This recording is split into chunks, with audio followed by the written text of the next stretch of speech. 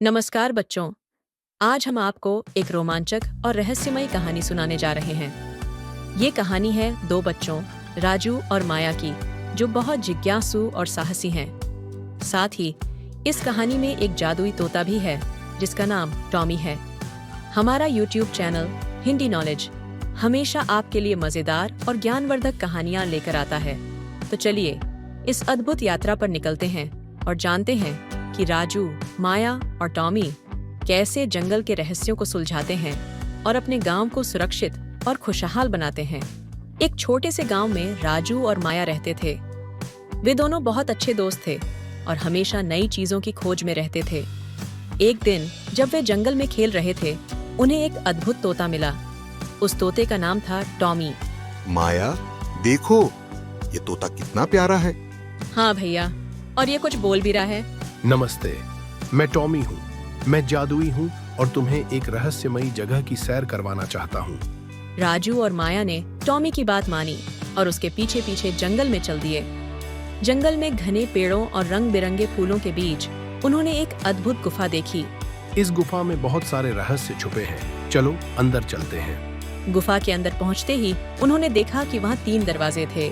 सही दरवाजा चुनो, तभी हम आगे बढ़ सकते हैं। पहले दरवाजे पर कुछ लिखा है, सूर्य की ओर जाने वाला दरवाजा। दूसरे पर लिखा है चंद्रमा की ओर जाने वाला दरवाजा। और तीसरे पर लिखा है तारों की ओर जाने वाला दरवाजा। मुझे लगता है हमें सूर्य का दरवाजा चुनना चाहिए। नहीं भैया, मुझे लगता है तारों का दरवाजा सही है। सही जवाब है तारों का दरवाजा। जैसे ही वे सही दरवाजे से गुजरे, उन्हें एक नदी मिली। इस नदी को पार करना होगा, लेकिन ध्यान रहे यहाँ कुछ खतरे भी हैं।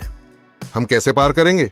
वह देखो, वहाँ कुछ पत्थर हैं, हम उन पर चल सकते हैं। राजू और माया ने पत्थरों पर चलकर नदी को पार किया। आगे बढ़ते हुए उन्होंने देखा कि एक बड़ा पहाड़ उनके रास्ते में था।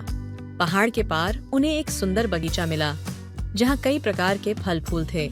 जादुई बगीचे में जादुई मुलाकात गुप्त और टॉमी ने उसे खाया। जादुई बगीचे में अचानक टॉमी का रंग बदल गया और वह जादुई बगीचे में और चमकदार हो गया। गुप्त पुरुष, तुमने सभी चुनौतियों को पार कर लिया है।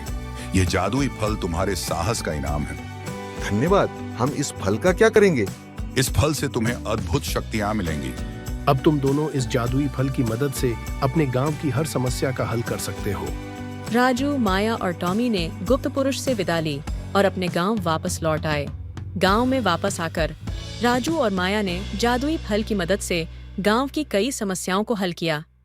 राजू, माया और टॉमी की यह रोमांचक यात्रा उन्हें हमेशा याद रहेगी। उनके साहस, बुद्धिमानी और एक दूसरे की मदद से उन्होंने सभी चुनौतियों को पार किया और अपने गांव को सुरक्षित और खुशहाल बनाया। उनकी कहानी गांव में प्रेरणा का स्रोत बन गई और सभी बच्चे उनकी बहादुरी और बुद्धिमानी की मिसाल देने लगे।